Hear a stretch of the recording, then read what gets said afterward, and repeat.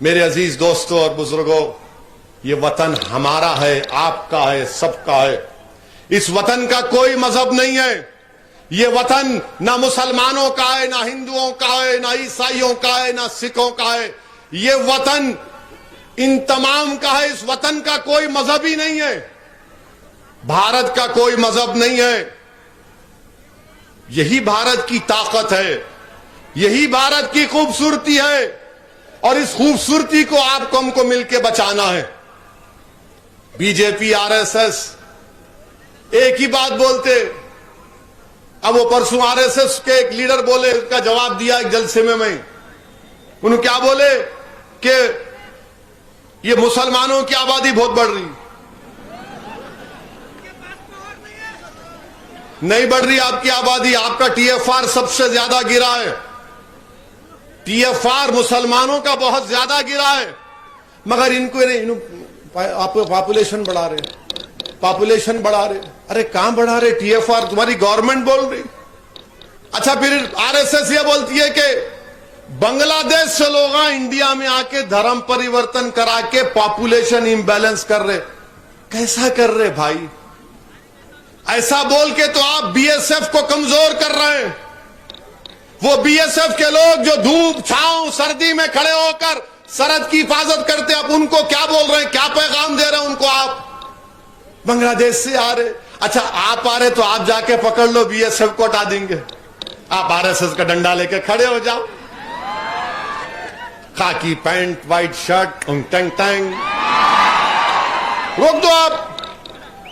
मगर नहीं, आप बोल रहे उन्होंने आके, अरे कहां कर रहे? मगर मकसद क्या है? नफरत पैदा करो, हमारे हिंदू भाइयों को डराओ मुसलमानों से।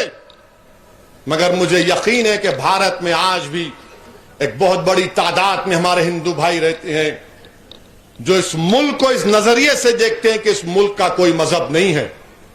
मैं ऐसे कई हमारे हिंदू दोस्तों को जानता हूं जो अपने मजहब पर फख्र से चलते हैं और कहते हैं कि भारत का कोई मजहब नहीं है। मेरे अजीज दोस्तों और बुजुर्गों, मेरी आपसे भी शिकायत है, जब CAA NRC का एहतजाज हुआ, आपने हिस्सा लिया? आपने लिया? जुलूस निकाले बीजापुर में? खूब निकाले। कितने निकाले? खूब निकाले। कहां है? इधर आओ मां, तुम इधर आओ, यहाँ आओ, ठहरो जरा, तुम यहाँ आओ। क्या बोलते हैं इनको? क्या बोलते हैं इनको? इनको एनआरसी खाला बोलते, इनको एनआरसी खाला बोलते। अब आपसे शिकायत क्या है? हम पूरे भारत में जुलूस निकाले, पूरे हर जगह पे पुरअमन प्रोटेस्ट हुआ, उसके बाद आप खामोश हो गए, उसके बाद ठंडे पड़ गए। मैं बता क्यों रहा हूं आपको? शुरू में तकरीर में बोला कि आपको एक सियासी ताकत बनना है। कोई भी पॉलिटिकल पार्टी रोज प्रोटेस्ट नहीं कर सकती, कोई भी सियासी जमात ऑर्गेनाइज रोज एहतजाज नहीं कर सकती, पुलिस भी नहीं देती परमिशन आपको। मगर वो एहतजाज, हमको उस एहतजाज को एक सियासी ताकत में तब्दील करना था, जो हम नहीं कर सके। हम निकले हजारों की तादाद में, शाहीन बाग बनाया हमने, भारत के कोने कोने गलियों में, गांव में एहतजाज हुआ। No CAA, no NRC, no NPR। मगर उसके बाद हमने सियासी ताकत में कहां तब्दील किया? पॉलिटिकल एजुकेशन की जरूरत है। याद रखो, सिर्फ एहतजाज करने से कुछ नहीं होता, एहतजाज को सियासी ताकत के हासिल करने का जरिया बनाना पड़ेगा। वो हमने नहीं किया। अब एक बहन खड़ी भी है, आपको इनको कामयाब करना है। मैं इसलिए कह रहा हूं कि भारत की पार्लियामेंट में मैं इम्तियाज जलील साहब बैठे हुए थे और इम्तियाज जलील साहब ने मुझसे कहा, असद भाई आपकी तकरीर आएंगी, क्या करने वाले आप? मैंने कहा, इम्तियाज जलील साहब बैठो, अभी देखो। हम उनको बिठाए, पूरी तकरीर मैं किया और आखिर में मैंने भाजपा के 300 MPs के सामने कांग्रेस के कितने चिट्टे हैं कि नहीं मालूम, 40 है, 40 है शायद। हाँ, बहरहाल तो उनके सामने मैंने कहा कि महात्मा गांधी ने, जब उस वक्त तक महात्मा का खिताब नहीं मिला था, गांधी ने उस वक्त के व्हाइट साउथ अफ्रीका में, वहां पर गांधी ने उसके कानून के कहकर फाड़ दिया था कि यह कानून नाइंसाफी पर बना हुआ है। आज असदुद्दीन ओवैसी गांधी की तारीख को दोहराते और पार्लियामेंट में मैंने उसको काला कानून कहकर फाड़ दिया। मगर मेरे अजीज दोस्तों और बुजुर्गों, आप तो एहतजाज किए, मेरी बात समझो, मेरी बात अपने दिमागों में डालो और सोचो कि एहतजाज तो हम तो किए, मगर सियासी ताकत क्या हासिल की हम? हजारों की तादाद में निकल कर आए सब लोग, भूख हड़ताल बैठे, एहतजाज किए, मगर उसका नतीजा क्या निकला? आपको पॉलिटिकल फायदा नहीं हुआ, आपको पॉलिटिकल फायदा नहीं हुआ, दूसरों को हो गया पॉलिटिकल फायदा। यानी हम दखनी एक कहावत है ना कि क्या बोलते हैं, मामू की दुकान पे नाना की दुकान पे, क्या मामू की दुकान पे नाना की फातिया। यानी हम लड़ रहे, आप फायदा उठा रहे। तो इसीलिए आपसे अपील कर रहा हूं कि आप एक सियासी ताकत बनिए, अपने नुमाइंदों को कामयाब करिए, ये चारों कॉरपोरेटर्स को आप वोट डालिए, लीडरशिप बनाइए। याद रखो, तुम असदुद्दीन ओवैसी से गिर गिर कर हाथ मिला रहे थे, फोटो ले रहे थे। एक दिन असदुद्दीन ओवैसी मरेगा, जब तुम क्या करोगे? क्या करोगे तुम? जब तुम रोते बैठोगे, अरे एक था हमारा लड़ने वाला, उन्हें भी चले गया। नहीं, मेरे जिंदगी का मकसद और मेरी जमात का पैगाम यह है, अगर एक मरेगा जो सब मरेगा, तो 1000 उसकी जगह लेंगे इंशाअल्लाह ताला। तुम मुझसे ज्यादा काबिल बनो, तुम मुझसे ज्यादा ताकतवर बनो, तुम मुझसे ज्यादा बोलने की सलाहियत पैदा करो, और अल्लाह तुमको मुझसे ज्यादा नेक और काबिल बनाए, ताकि एक आदमी के तुम मोहताज नहीं रहना। तुमको हजारों लोगों की जरूरत है। मजलूमों की लड़ाई एक आदमी नहीं लड़ सकता, मजलूमों की लड़ाई के लिए हजारों को खड़ा होना पड़ेगा। यही भारत की जमहूरियत की खूबसूरती है। जमहूरियत में लड़ाई लड़ना एक नहीं, बल्कि हजारों को लड़ना पड़ेगा। और आप इंशाअल्लाह ताला, जब पोलिंग का दिन होगा 28 तारीख, तो आपकी लड़ाई है। ये जमहूरियत को जिंदा रखने की लड़ाई है। ये दौलतमंदों को दिखाने की लड़ाई है कि तुम्हारी दौलत पर हम ईमान का, जमीर का सौदा नहीं करेंगे। हम जालिमों के डराने से ये नहीं, डर और खौफ का शिकार नहीं हो जाएंगे। हम कांग्रेस जैसी झूठी जमात के दिल फरेब बातों में आकर अपने वोट का नुकसान नहीं करेंगे। इसीलिए मेरी आपसे अपील है कि मुत्तहिदा तौर पर अपने वोट का इस्तेमाल करिए। कांग्रेस पार्टी, ये कर्नाटक में इनके कितने एमएलए चले गए बीजेपी में? कितने गए? हाँ, कितने गए? जोर से बोलो, डर रहे, जोर से बोलो। मैं गुलाब जामुन खिलाया उनको या तुम खिलाए? क्यों गए? उनको मोदी की चाय पसंद आ गई,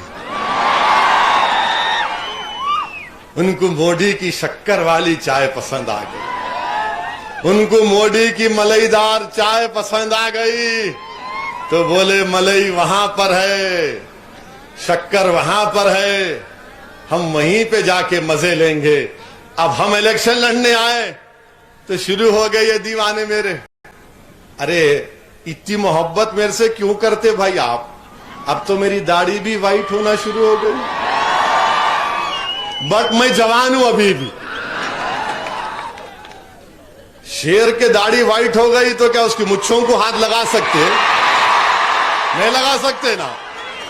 और मैं कोई कलर नहीं करता हूं, क्योंकि मैं खुद कलरफुल हूं। अब इसका गलत मतलब नहीं निकालना तुम, मगर आपसे बताना ये चाह रहा हूं कि कांग्रेस डरा डरा कर वोट हासिल करती, उन्होंने बीजेपी आ जाती वोट दो, मोदी को रोकना है वोट दो, आरएसएस को रोकना है। अच्छा दिए ना, मगर आपके एमएलए क्यों भाग गए? तो बोले नहीं वो लोग बिक गए। हाँ क्या है? हाँ क्या है ये? बस एमएलए बोला 200।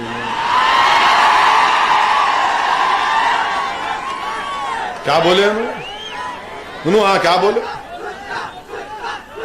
बागेवाडी का एमएलए साहब कोलार में तालुक पंचायत 2 सीट आए ना सब एमआईएम के। अच्छा जो बड़ेवाड़ी के एमएलए बोले कि एमआईएम के 2 जीते कोलार में तो दर्द सर बन गए। अब बीजापुर में दर्द सर बना सकते कहते। खाली सर दर्द में, तुम्हारे सर में दर्द हो रहा, वहां नहीं हो रहा, माने पेट में। गलत मतलब नहीं निकालना। नहीं नहीं पेट में, पेट में। हाँ डबल मीनिंग नहीं निकालना। पहले मेरे पे केस बुक हुआ, मैं खुद परेशान हूं, कैसा परमिशन मिला बीजापुर में। इतने मर्तबा रोके, मेरे को आने नहीं दे रहे। अरे इतना अरे कितने 5 मर्तबा रोके, 8 मर्तबा। ऐसा लग रहा था कि मेरा ससुराल यहां पे नहीं आना है। क्या है भाई, पूरे भारत का एमपी हूं मैं कश्मीर से लेकर कन्याकुमारी कहीं भी जा सकता हूं, मगर खैर आया हूं। आखिरी मर्तबा नहीं आया बीजापुर, बार बार आऊंगा इंशाअल्लाह ताला, बार बार आऊंगा। मैं आपकी मोहब्बत का शुक्रगुजार हूं। मैं आपकी इस दीवानगी मोहब्बत का कैसे शुक्रिया अदा करूं, मेरे पास अल्फाज नहीं है। मगर सिर्फ अपील कर रहा हूं मेरे भाइयों बहनों, मेरी इज्जतदार मां और बहनों बुजुर्गों, ये चारों को जिता दो मेरे भाई, ये चारों को जिता दो। चारों को जिता देंगे ना आप? चारों को जिता देंगे ना आप? तो दर्द सर भी होगा और जिस्म में भी दर्द होगा उसके बाद। तो बहरहाल अब आखिर में ये सरजमीन चांद बीबी की भी है ना।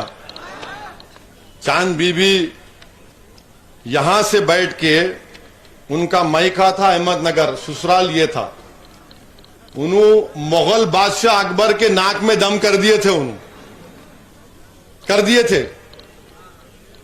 तो मैं सलाम करता हूं बीजापुर की हमारी बेटियों को जो हिजाब पहन के दिल्ली के बादशाह के लिए दर्द सर बन गए। मैं सलाम करता हूं कर्नाटका की उन बच्चियों को जो हिजाब पहनकर तालीम हासिल करना चाहती हैं। और सुनो मेरे अजीज दोस्तों और बुजुर्गों, सिर्फ 2 वाकयात जहन में अचानक आ गए, ये बोलकर अपनी बात खत्म कर दूंगा कि जब रसूल अल्लाह सल्लल्लाहु अलैहि वसल्लम ने सुलह हुदैबिया के वक्त हजरत उस्मान गनी जुल्लुरैन रज़ी अल्लाह ताला अन्हु को मक्के को भिजाया कि जाकर खुरैश के लोगों से मज़ाकिरात करो, बातचीत करो। तो वो अपने एक रिश्तेदार के घर में जुल्लुरैन ठहरे थे। तो उन्होंने हजरत उस्मान जुल्लुरैन से कहा कि हजरत उस्मान, ये जो आपके कपड़े हैं ना, आप टखने के ऊपर आपका कपड़ा है, और खुरैश के लोग जो जिनके कपड़े टखने के ऊपर रहते उनको हिकारत से देखते। तो आप जरा ऊंचा कपड़ा पहनो ताकि आके आपका कपड़ा जमीन को लगता हुआ जाए। तो हजरत उस्मान जुल्लुरैन ने क्या कहा?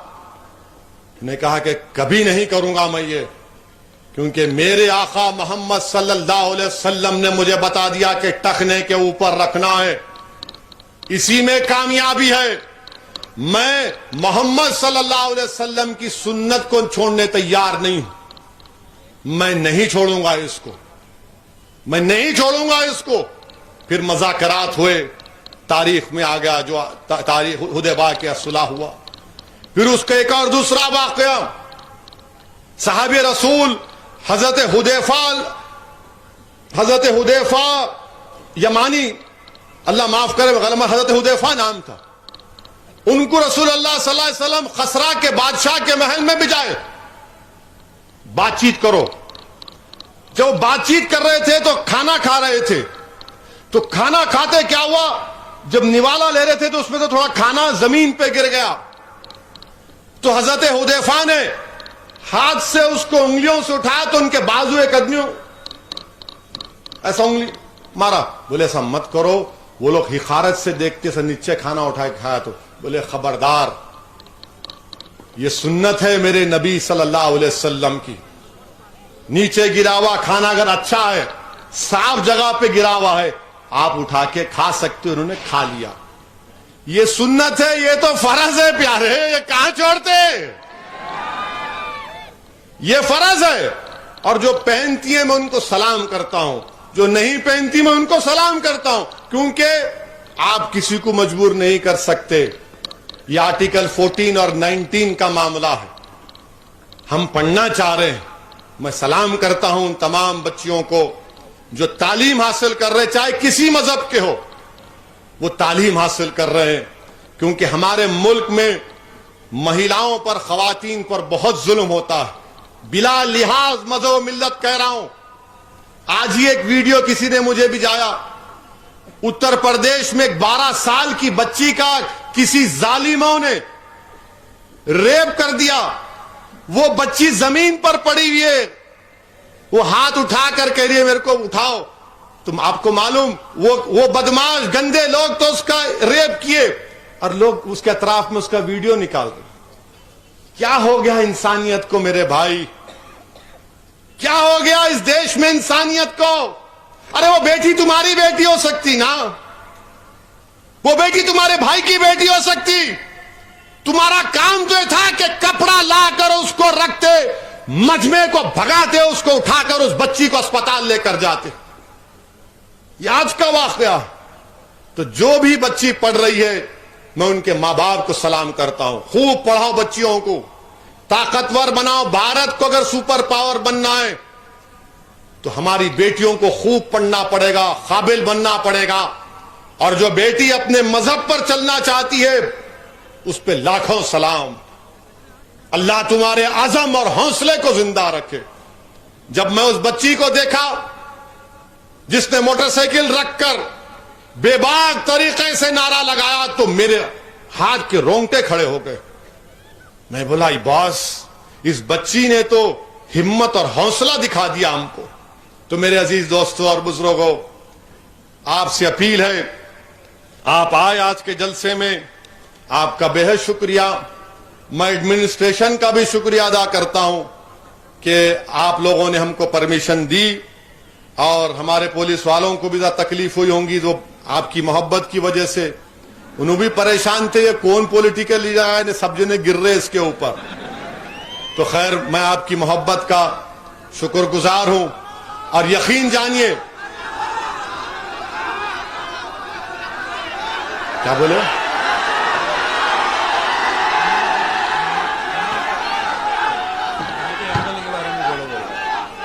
बोल दिए बोल दिए बोल दिए, जरूरत नहीं है लेवल की बात करना। तुम्हारा लेवल ऊंचा है प्यारे, तुम ऐसा बात करना। तुम तो हमेशा आंख में आंख डालना, नीचे नहीं देखना। तुम्हारा लेवल आंख में आंख डालने का है। बहुत पुकारते पुकारने, तो अपने क्या करना है। आप क्या डर गए पुकारने वालों से? बस है, खत्म। कोई कुछ फर्क नहीं पड़ता, कुछ फर्क नहीं पड़ता। इंशाअल्लाह ताला आप सिर्फ हिम्मत और हौसले को बुलंद रखो।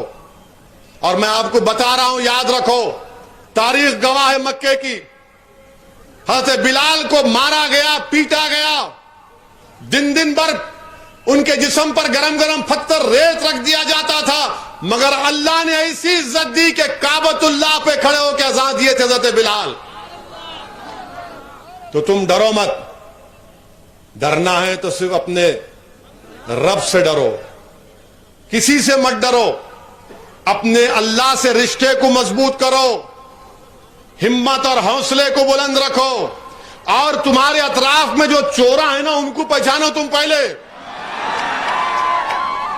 अब हमारी तकरीर होने के बाद कल से शुरू हो जाते हैं नू, इसको क्या बोलते धकनी जबान में, धूप छांव के लड्डू है ये। अरे खतरनाक बात बोल दिए उन रात में, आपको नहीं मालूम। अब आप सुन रहे, आप तो मेरी बात सुन लिए। मैं किसी मजहब के खिलाफ बोला? मैं सिर्फ प्रधानमंत्री को बोला, अमित शाह को बोला, आरएसएस के बारे में बोला, कांग्रेस के बारे में बोला, बीजापुर के रोडों के बारे में बोला कि एसपी साहब की रोड तक खराब है, मेडिकल कॉलेज की रोड खराब है, ड्रेनेज लाइन नहीं है। मगर कल से शुरू हो जाएंगे धूप छांव के लड्डू। अरे मियां, इन्हों तो आग लगा देने वाले थे। हम इन अवसारे क्या बोलते हैं इन्हों, हम इनके लोगों को समझाए, अरे असद साहब को मत बुलाओ। फिर हम आ गए तो बोले जरा उनको बोलो, जरा ये बीजापुर है, हैदराबाद नहीं है।